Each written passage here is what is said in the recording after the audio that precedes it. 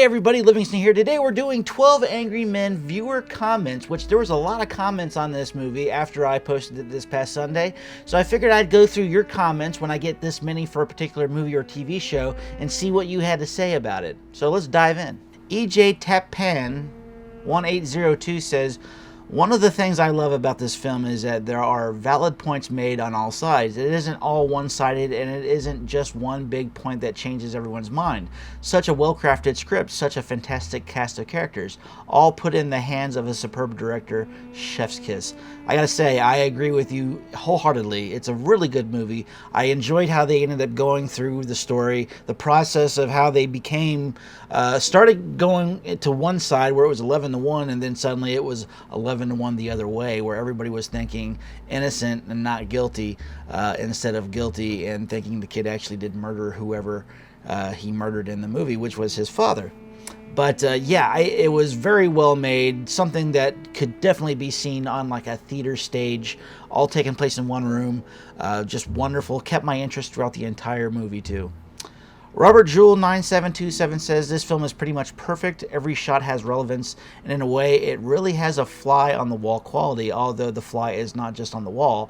It's flying around the room, it's on the table, it's by a window, and occasionally flies up to the ceiling in a way that it's not judgmental of each character, but very observing.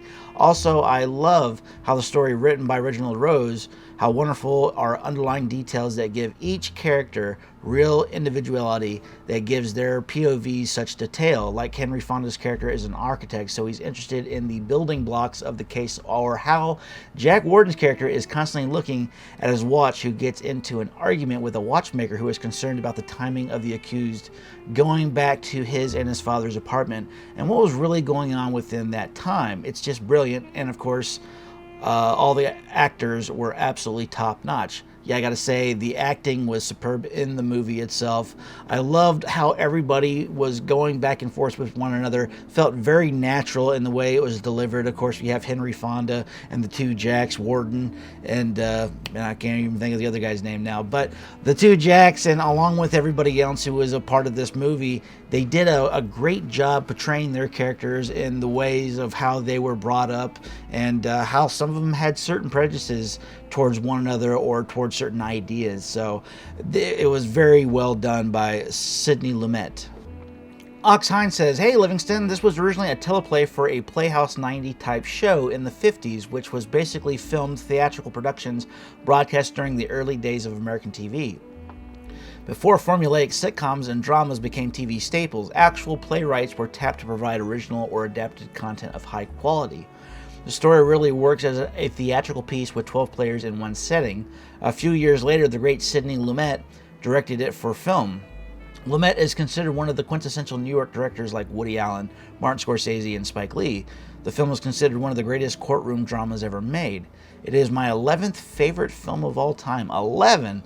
I'd like to know how far those numbers go. Do you go up to like the top 100? I mean, I don't have a top 11. I have a top maybe 3, maybe 5. Maybe there's a top 10 that I will make at some point. But I definitely have stopped going up that high. But let me know, comment below how high your list goes, and maybe what your top 10 is. I'd like to know. But you continue on. I like how Fonda's chief antagonists are Fire and Ice, the bombastic Lee J. Cobb, and the coolly logical E.G. Marshall. The cast was stacked with some of the best character actors of the day, some of which had amazing careers like Martin Balsam, John Fedler, E.G. Marshall, Jack Klugman, Jack Warden, Ed Begley, and Robert Webber. However, it's Livewire Lee J. Cobb who steals the spotlight with his histrionics and rage. When he has his breakthrough and realizes why he's rushed to judgment, his collapse is shattering and brings me to tears every time. Henry Fonda, as he helps him to his feet, gives him the coat, is equally moving. A remake was made for cable TV with a black Williamson portraying a reverse racist. Jack Lemmon had the Fonda role, and George C. Scott had the Cobb role. Actually, that was well casted when I look at that. It would be interesting to actually maybe revisit 12 Angry Men, but see the remake and see the differences. Courtney B. Vance was the foreman. Venerable Ozzie Davis was the were the milquetoast, and Armin Stahl was the logical stockbroker. Okay. So it would be interesting to, definitely jump into that. Another remake was considered by adding women to the mix. The project was abandoned because this inclusion of female energy would change the dynamic of the story and the energy of the room. Possible, but it would be interesting to have a case where a woman has her own idea and thoughts of, I don't think it would take away or it would probably add more to the actual story than it would take anything away by seeing a different perspective, a female's point of view. Kathy Astrom 1315 says, I was called for jury duty 3 times in 4 years. I was in a Chicago suburb at the time. The first time was at the courthouse downtown Chicago at the Daly Center where the Picasso is. My panel was in the courtroom by 10, but they seated a full jury before getting to me. They finished jury selection right before lunch and gave those of us not impaneled the option of either going back to the waiting room to maybe put on another panel that afternoon or take a lunch break and return to the courtroom before being released for the day. We took the latter option. The second was in the small suburban courthouse 5 minutes from my apartment at 9 a.m. They told us that 3 of the 4 cases had chosen judge hearing and didn't need a jury. 15 minutes later, 15 minutes later, the 4th and last case was settled, so they sent us all home. Their third time would have been at the big criminal courthouse at the 26th in California. Luckily for me, when I called in the day before, they told me they didn't need me. It would have been a major pain to get to that address, so I was relieved. I think, most people are relieved when they want to actually skip jury duty and they actually get the chance to do so. I only got to do it once out of the 3 times I was called upon, and luckily the last time wasn't so bad. I didn't have a really big schedule I was following when I did the grand jury that I was selected for like 2 Januaries ago, and it was interesting to say the least. Glad I got to experience it once in my life. But if I do get into jury duty this next time, which I'm bound to get some kind of jury duty at some point. I've got quite a few years, hopefully, left in front of me. So if I get called in, I want to actually be put on a jury to actually say that I was on a jury.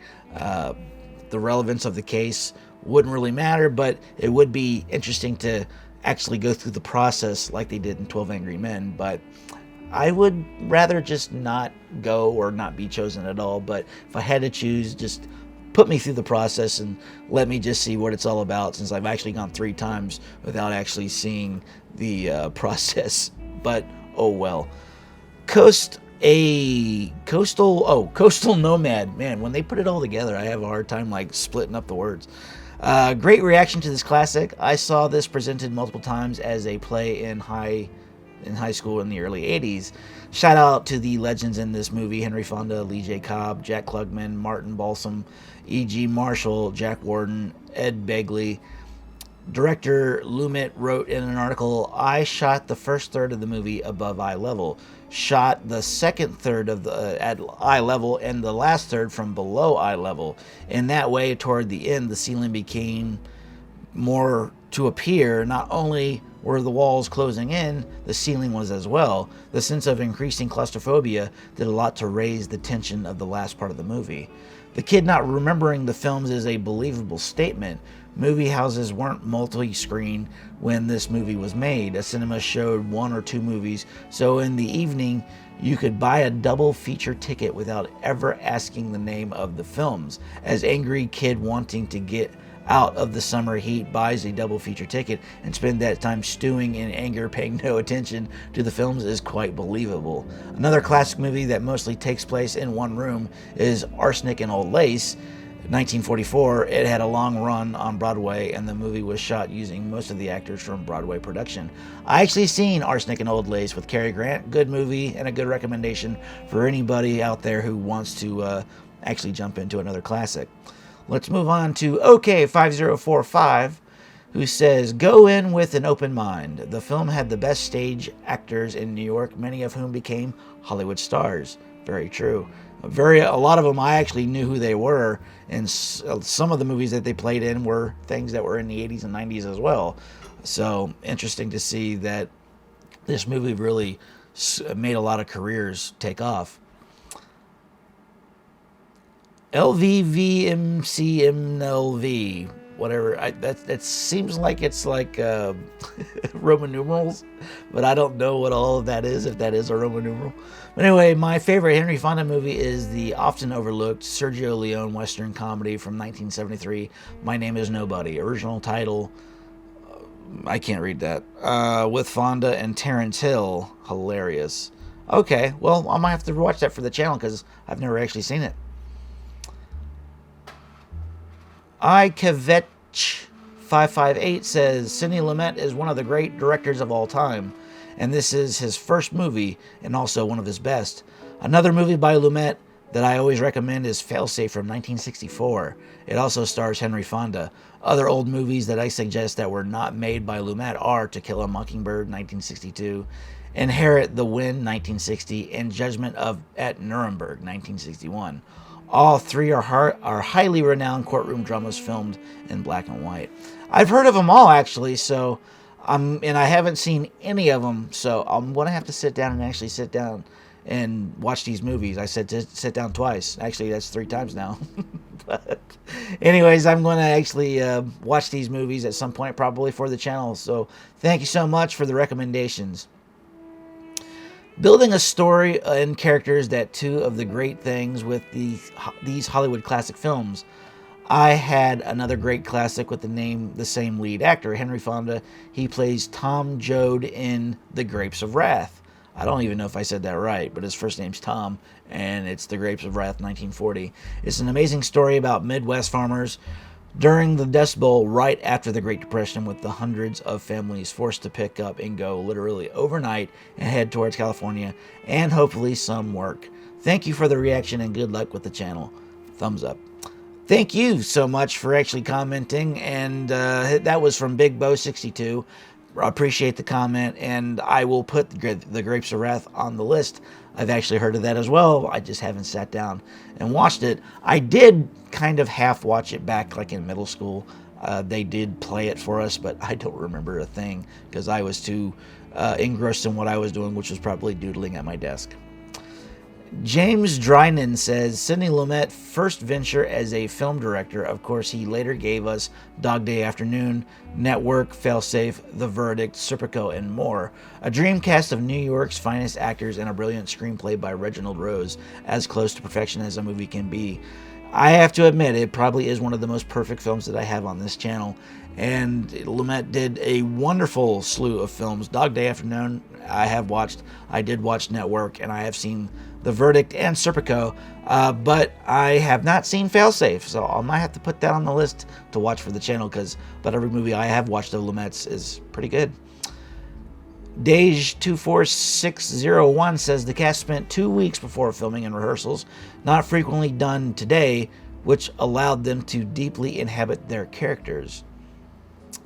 Ray Van Horn says, Ray Van Horn 1534 says, just came across your channel due to this magnificent film, a masterpiece in filmmaking, excellent script with an A-list cast, and the choice of black and white really nails the tone of the setting.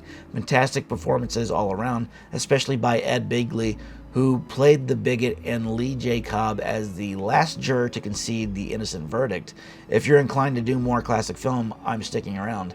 And I will be doing more classic film, so stick around for that. I actually have a lot of them on my list, based on this commentary, or the comments that you're giving me right now. I think I've already gotten like 5 or 6 of them written down.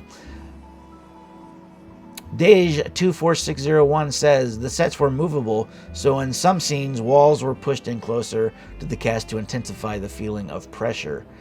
Yeah, I can definitely see how that would totally make you think that the walls are closing in and give you that visual that the filmmakers really wanted you to see and for them to convey. So thanks for that comment and letting us know some of the behind the scenes. Really much appreciate it. Scott A. Rooney says, 12 Angry Men is absolutely in the top 5 of my favorite films of all time. Just a gentle correction to your introduction. The movie was nominated for 3 Academy Awards: Best Picture, Best Director, and Best Writing. screenplay based on material from another medium. Unfortunately, it did not take any home. Yeah, I did know that. Actually figured that out at the very end when I read some of the trivia and seeing that it didn't win for Best Picture and it lost to River Kwai, which I have not seen River Kwai. I do know the ending, which kind of kept me from actually wanting to sit down and watch that movie in its entirety, because I know what some of the actors, what some of them go through and how some of them actually end up. So it kind of stinks that I've sat down and watched the ending of the movie. It makes you just not want to watch the entire movie, just because it was, ruined. Vincent Saya, I think that's how you say it, 6545 says the movie is based on an original 1054 live television play by Reginald Rose. I'm thinking you're meaning 1954. But yeah, I had several people actually point that out to me, that it was based on an original live television play. I don't know why they should actually do more of those. I don't know why they don't do more of those. It would be interesting to see some more content like that, but I don't know. I'm saying that when I'm thinking back on it now, going, there is a lot of content that we have now that we have it oozing from our ears. We have so much that we can watch in comparison to when I was a kid. Zero School says 2 important items. The storekeeper's testimony that he had only ever had one such knife in his store and basically sold it as soon as he got it in. The detail that it is illegal to buy or sell switch knives. So if the storekeeper had admitted to regularly selling such knives, it must put him in criminal jeopardy. That's very interesting you point that out. I actually didn't think about that until you pointed that out, that he's selling something that's considered illegal. Yeah, why sell it? I mean, that's pretty crazy. Thanks for pointing that out. I wouldn't have thought that. CNC411 says, I read a story that the director had the room made smaller for every scene and did not tell the actors. He wanted to increase the tension and anxiety in the room. Don't know if it's true. Well, you're the second one to actually bring that up in the comments, so maybe it is true. But it was a good touch, if it is, to have the actors not even maybe realize that the room is actually shrinking, and the filmmakers were just having a good old time keeping that a secret to themselves to build that tension among the actors. Who knows if it isn't true, but it's a good story either way. W. Probe says, another classic film that takes place in a courtroom is Who Has Seen the Wind? It is worthy of a review. Okay, I'll definitely give it a check and see what it's all about. Lepid O'Prey says, such a well-made movie on every front, including the choice of having a very limited score. The only music was at the beginning and when Juror 8 brought his proposal to the group. Yeah, I actually did not think about that. I did actually remember there being music at the beginning. It was that slow dolly or tilt up with the courthouse in view, and then it tilts down to see the interior of the courthouse. And then the very end, I do remember that when they're walking out there was music, but definitely didn't remember there being a musical cue for Juror 8 when he brought his proposal to the group. So thanks for pointing that out. If I do watch it again, I'm definitely going to keep that in mind. Mildred Pierce 4506 says, you're one of the few people who recognize both Jack Klugman and Jack Warner. Most people don't know anyone in this movie, not even Henry Fonda. Well, yeah, I grew up watching a lot of these actors in movies that were in the 70s and 80s and 90s.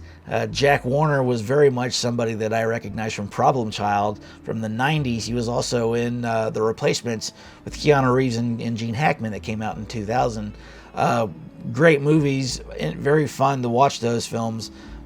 Jack Warner was in a bunch of other films back in the 80s and 90s. He was just a consistent person that kept showing up in things.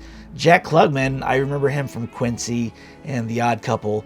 Those were things I used to watch with my grandma and grandpa, as well as a few family members as well. I've seen these people all through the years. And Henry Fonda, he's just a Hollywood classic. If you don't know Henry Fonda, then that's somebody who just doesn't watch movies in general. Jeff Worth 2707 says, the thing this movie points out is that here are 12 people being exposed to the same evidence, physical and oral, but some see with different eyes. Only one person brought up how the switchblade is used out in the street. Only one person noticed the notches around the old lady's nose. We could experience the same thing, but see it with different eyes. Very true. Tarn K.A. says, check out Failsafe in 7 Days in May. I'm definitely going to be checking out Failsafe because it's like the fourth or fifth person who has brought up that movie. So we'll definitely be sitting down to see that one. In an imagined sequel, after the kid is released, he arranges a meeting of the gang members.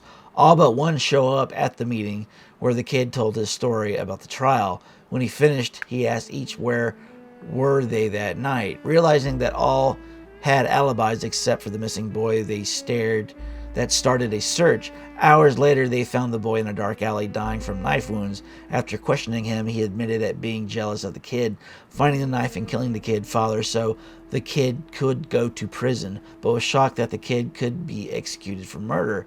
Then was scared when he heard the kid was found not guilty, so he escaped into another gang's territory, but was attacked and thrown into the alley. Oh, well, that's interesting. I would definitely like to see that imagined sequel, but I don't think there is one. Dej24601 says, recommendations for Henry Fonda films in no particular order. The Oxbow Incident, My Darling Clementine, Fort Apache, Young Mr. Lincoln, Mr. Roberts, On Golden Pond, The Wrong Man, Failsafe, Once Upon a Time in the West, The Lady Eve, and The Grapes of Wrath. I think I've only seen maybe 3 of these films that on your list. Failsafe, again, being mentioned. But I've not seen quite a few of these movies, and I guess I'll have to start making a list of Henry Fonda films and jumping into those. Welch says, never was selected for a jury, but it might have been a blessing. All but one was settled out of court. One had a jury, but I was struck from it near the end.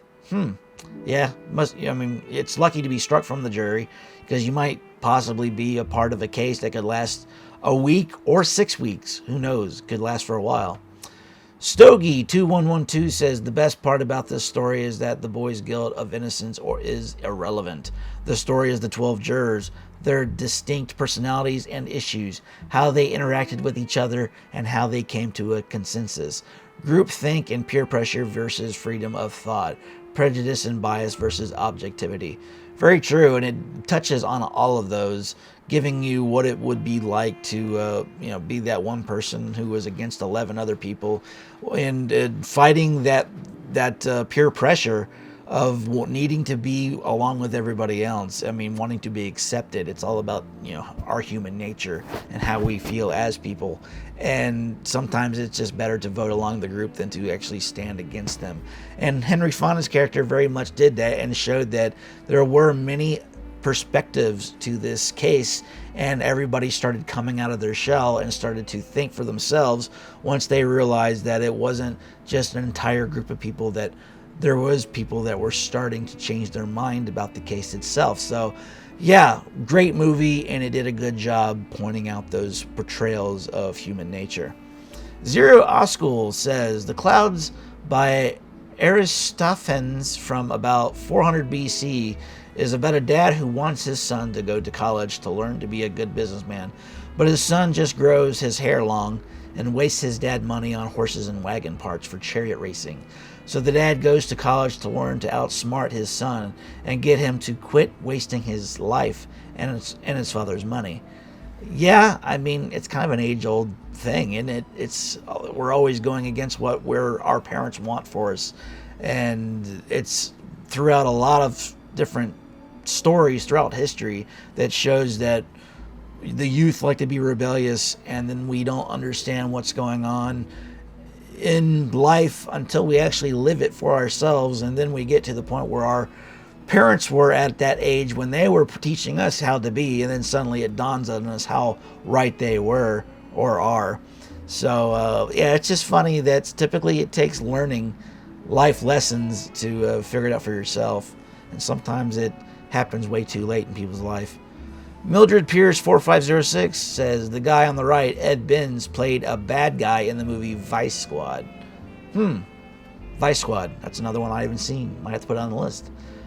Vincent Saya 6545 says, we do see the kid in the very beginning. Yeah, I did realize that when I went and started editing the project, I must have looked down. It really wasn't for a long period of time.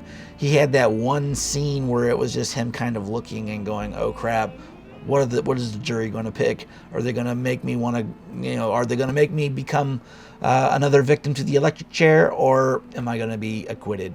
And luckily he was acquitted at the very end. David Tullis 2810 says, my brother-in-law was an police internal affairs inspector, so I was always excused. It's a good excuse. Michael Wise says, the film actually did not win Best Picture of 1957. That honor went to Bridge on the River Kwai. While this is a great film in its own right, I think this film is superior by far. One of my top 3 favorites of all time. Very good reaction, sir. Thank you. And you're welcome. And yeah, I've had that pointed out to me. But I actually did know that at the very end of the film when I read some of the trivia. So yeah, anybody who's watching this, stick around to the end of the movie. I do read some of the trivia for what the movie's all about, how it was made, and kind of gives you some insight on the behind the scenes of the film. So yeah, I do learn a lot of these things that people are pointing out to me. But anyways, I do appreciate you pointing it out and appreciate the comment. Mildred Pierce 4506 says, another Henry Fonda movie you might enjoy is called The Wrong Man. And I will definitely be putting that on the list, Mildred. Thanks for the comment. Dave says, would a juror be allowed to introduce new evidence, like the knife? Well, no, I don't think it was new evidence, though. He was basically just proving a point that that knife wasn't something that only one existed. It was something that you can buy from any store. It wasn't like only one person owned it in the area. Turns out it was he just proved the point that you can go into a store and buy that same exact knife. And just because it was found and the other kid lost his knife doesn't mean that the knife that was actually at the murder scene was his knife. It could have been somebody else's. It could have been somebody that set him up. Who knows? But there was enough. It just kind of proved that there was doubt in that story. That's all it was. Matt1023 says, Cameron Poe's lawyer is the worst lawyer in the history of cinema. This is true. It was self-defense. And he had like 3 guys that attacked him. If you don't know what we're talking about, in the movie I bring up that you can actually go to jail because of being in a fight and hitting somebody the wrong way. Because in that movie, he ended up hitting a bar patron that was being kind of rude to him and his lady. And he ended up putting his nose right through his brain by going up and hitting his nose and basically killing him. It's not a good way to go. I guess it was pretty instant. But yeah, self-defense. But he was a trained killer, and he had his hands all registered weapons, as Bruce Lee would say. Cedric Myers, he says, he did it and they let him slip through their fingers. Don't make the same mistake by letting these movies slip through your fingers. I like what you did there. Blue Collar with Richard Pryor, The Brave, Johnny Depp, Nightcrawler, Jake Gyllenhaal, The Game, Michael Douglas, and American Psycho, Christian Bale. Cult classics. I have seen The Game, Nightcrawler, American Psycho, and The Brave. I have not seen Blue Collar with Richard Pryor, and I will put it on the list. Melch Sternberg 844 says, shot all in one room. That's why we Europeans call it a chamber play. Well, that's good to know. David Tullis 2810 says, it was thought he was guilty, but it was never proven. True.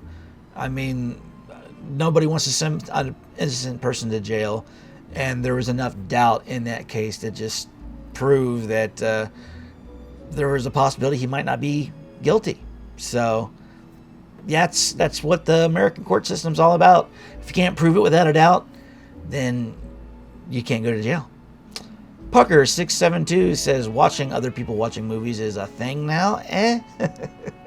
I actually responded back to this comment and said, to each their own. Pucker actually responded to me, said, I agree. And then DJ Grant says, different perspectives. While Mr. GBH also said, we can't watch the movie for the first time ever again, but we can watch others watching it for the first time, and it's always interesting to see which things people miss, or if they catch things that the viewer never noticed. True, and that's one of the reasons why I watched some reactions. It kind of gave me the idea to actually sit down and give my own interpretation to some of the movies that I haven't seen. Louis Sobith says, I think the reaction channels grew a lot over lockdown. They'd been around quite a while before then too, but grew in popularity then. A lot because people couldn't watch films with their wider family and friends, so reaction channels helped with the feeling of shared experience. Plus, it's interesting to see how someone else's reasons. It's just one of the reasons why people continue to watch movies in the cinema, for the shared experience. Very good, well put, and I agree with that.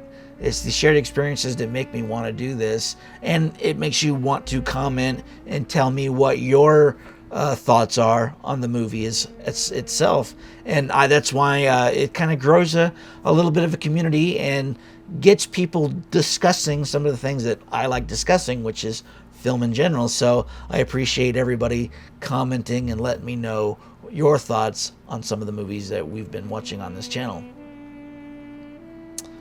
Blue Dog 645 says, this also makes an excellent staged play. Very true, since it basically was founded as a play for television. So it would definitely be awesome if they probably do. They probably make a lot of different stage plays for this one story itself. Paul Winkle says, boy is guilty. Not only did the jury completely ignore the eyewitness testimony, they also ignored the heavy circumstantial evidence. Nobody called the bailiff to get her testimony, to go through the things she saw, and then recheck if someone with bad eyes really could see these details, and if these details were really there. No, maybe, anyone. I mean, at the beginning it was mentioned that her testimony is very detailed. After the elder juror mentioned the indignations, the testimony itself was forgotten. Let's speculate our way through. No rechecks, no needed, yeah. And then the point that the boy lost his knife only hours before his dad got stabbed by Mysterio. Someone who didn't buy a gun, bat, or anything. No, allegedly Mysterio bought the knife, a matching one. Juror number 8 knew what he was looking. He saw the knife during the trial, but how did Mysterio know? A 1 in a million chance, like it was mentioned in the movie. Someone who picks a perfect match. A knife, of course, not a gun or a brick or anything else you can harm people. True, but I mean, it's one of those things where it was all about the doubt. There is the possibility that somebody with a different knife stabbed that guy, and it wasn't the kid's knife. It was just a knife that looked a lot like his. I mean, it's a 1 in a million chance, sure, but at the same time, there was enough doubt along with that evidence and other evidence that was introduced, like the woman seeing the murder that happened, but she'd seen it from like 60 feet away through a train window, and then the other guy supposedly heard somebody yell out, "I'm going to kill you," but so that's when the train was going by. So how could he hear that if you had a loud train zooming by the apartment at that time? There was a lot of doubt to actually, along with that knife, to make everybody change their minds in the end. So you can take that knife, you know, the logic about the knife, and kind of put it to the side and take these other parts of the story and go, even though the knife might not make a whole lot of sense in terms of it being a 1 in a million chance, there was those other circumstances that made you go, okay, I can understand maybe the knife, it could have been somebody else's, but at the same time, it could have been the kid's knife, but maybe the kid didn't use it. Maybe it was, even if it was his knife, it was maybe used by the murderer when it was left in the apartment, maybe. Or maybe it was found by the murderer when he was going back up the stairs to kill somebody in the apartment. I don't know. There's 1,000 different ways you can do it, but there was not enough doubt in the case to make the jurors go, okay, yeah, we can't say yay or nay on whether he did it or not.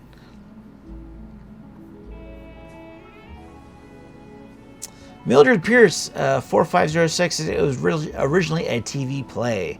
Yeah, we actually had that, and she actually posted a link. So anybody interested to see what the link is, go into it and click on it. Ryan Craig 2795 says there's only two characters in the movie I don't respect: the older racist man and the younger guy that wants to go to the ball game. Everyone else is reasonable and willing to concede good points on both sides. Yeah, true. I mean, you did have very racist guy who just saw people for what they were when it came to just their exterior. It wasn't about what they had on the inside. And that's why everybody turned their backs on him. Just didn't want to have anything to do with what he was saying, because what he was saying was just vile hate, and it wasn't needed.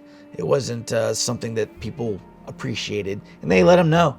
As for the guy who wanted to go see his baseball game, I've been that guy once in a while in my life where it's like I would prefer to be somewhere else, but I just can't see myself being this way when there's somebody's life on the line. I think it would just take precedent over whatever else was going on in my life.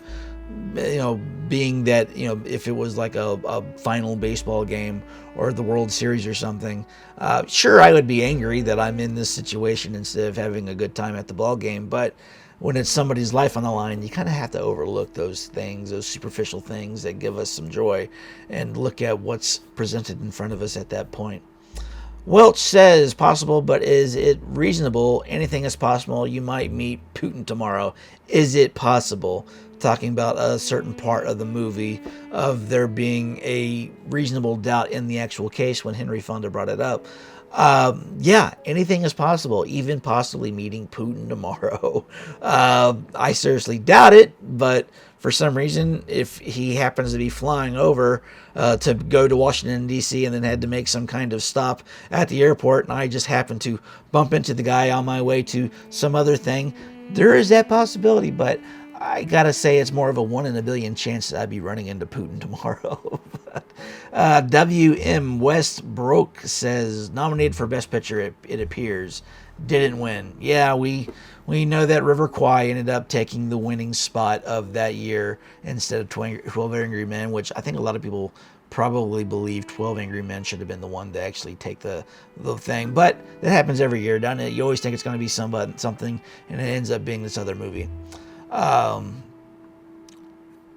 LB says, I'm sorry, man, I love reaction videos, but it was difficult watching with you commenting after every sentence on random things.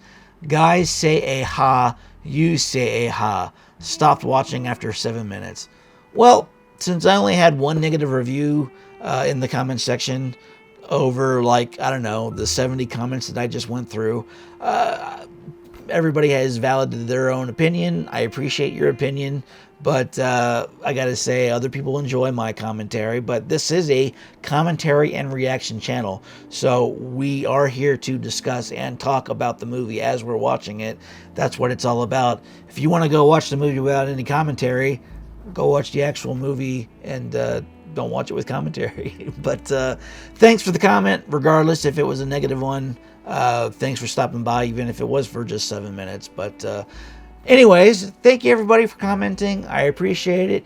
It was a wonderful movie. I enjoyed 12 Angry Men and looking forward to the other films. I usually do the comments section for the films when we get quite a few of them all at once, because I want to actually go through and comment and tell everybody what I think about it, and look for more of this in the future if you do comment on my future films. But until then, see you later.